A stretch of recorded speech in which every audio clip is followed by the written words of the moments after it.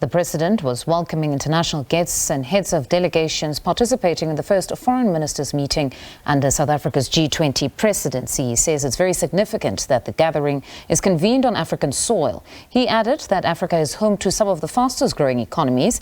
The president further said the location gives platform for Africa's voices to be heard at a time when the world is facing challenges that threaten global existence. Ramaphosa says they should continue to advocate for diplomatic solutions to conflict. Now, for more, let's talk to Chartered Accountant Khaya Sithole. Good evening, Khaya. Thank you very much for joining us on the program. So, for those who were shocked and confused yesterday, they've now taken it all in.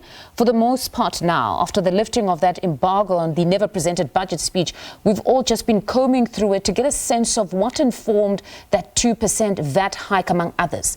The president has just addressed, of course, the media at the G20 Foreign Minister Summit.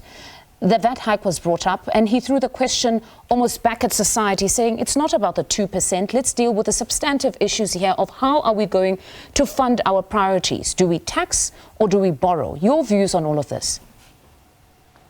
Good evening and good evening to the viewers. So I think, yeah, it is indeed the crux of the issue that governments have two primary sources of raising revenue. It's either you borrow your way through it or you indeed raise the taxes that are necessary to cover what your commitments are.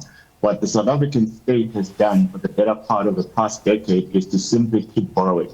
The problem with the borrowing is that it actually traps you into a perpetual debt cycle, in that the more you borrow, the more expensive the borrowings are, the less you have to spend on other priorities. So what you see is that the interest spending that we have in particular is now crowding out other priorities, and the only way you can still be able to balance the books is to either generate more revenues, but of course, if you have a poorly performing economy, that is very difficult to do, or you can borrow more. But when you borrow, it simply means that future generations are condemned to cover the shortfall, and that is what the government is trying to arrest at this particular stage. What about those economists from the school of thought that says borrowing is not always so bad? If you borrow to ensure that you stimulate economic growth, then it's okay. But the problem is when you borrow to perhaps service or at least pay salaries and all these other things, that's when you actually condemn the next generation to just a life of debt. Yeah, so the distinction between the quantum and the quality of the spending is a remarkably important one. In instances where you are borrowing in order to invest into the future, whether you're building infrastructure or building better, more efficient public resources, then you ultimately see the benefit of that in the long run.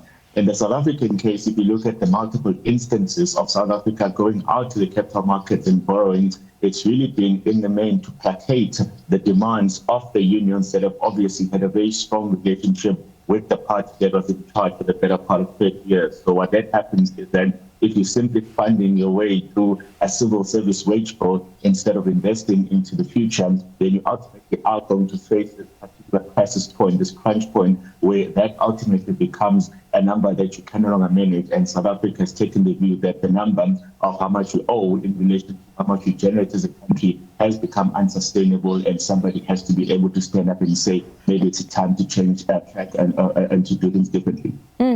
So what is the answer? What becomes a palatable intervention under our economic climate? So I think, unfortunately, given the politicization of this particular process, it is going to be very difficult for the finance minister to persist on his line of reasoning that says that that is the only answer. What we do know is that the commissioner has come out and said, well, actually, before we do yet another hike, as we've done before, let us explore whether we can extract more out of an existing tax base. Let us see if we can extract more out of the existing taxes ecosystem. And of course, what that requires is that it requires an injection into capacitating the revenue authorities so that they can collect as much as they can. So that is the immediate solution. Unfortunately, it doesn't translate to results overnight. So if the view was that we needed to generate money as soon as possible, then you unfortunately have to go back to either the capital markets to borrow some of that while you are putting those right resources to enable the revenue authority to collect as much as it can, or you simply persist with this idea that that is the only way to go. But I think the political question around that is even more difficult than the economic one. It sounds quite difficult. So meaning now, if we're looking at the commissioner's proposal of saying, let's invest into SARS administration so that they can collect, you're saying that's a long-term solution. So in this instance, it means it brings us back to the VAT hike, or at least if we look at what other politicians have said, they say even some of the labor unions are saying that trim the fat. Well, that's a bit of a difficult one because when people say trim the fat, they seem to labor under the impression that if you remove fat from one particular department, it enriches resources in another. That's not necessarily how it works. And what you would have seen is that in particular, some of the ministers from the DA have spent years and years screaming from the sidelines that you must trim the fat. And as soon as they got into those particular ministries, they actually went in the opposite direction. They then started to argue whether actually much more is needed in those particular institutions and in those particular departments.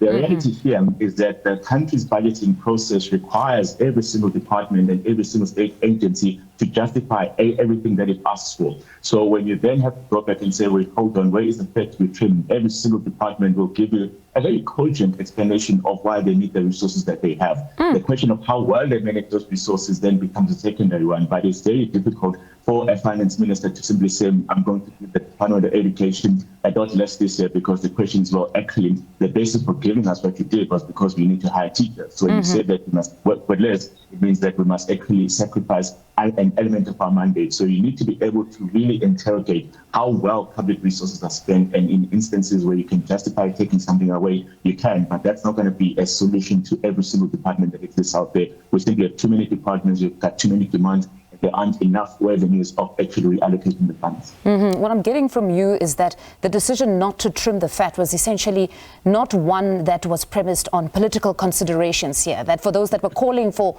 the fat to be trimmed were probably speaking ignorantly from outside of government, that once they're in government, they realize that there are actually more gaps.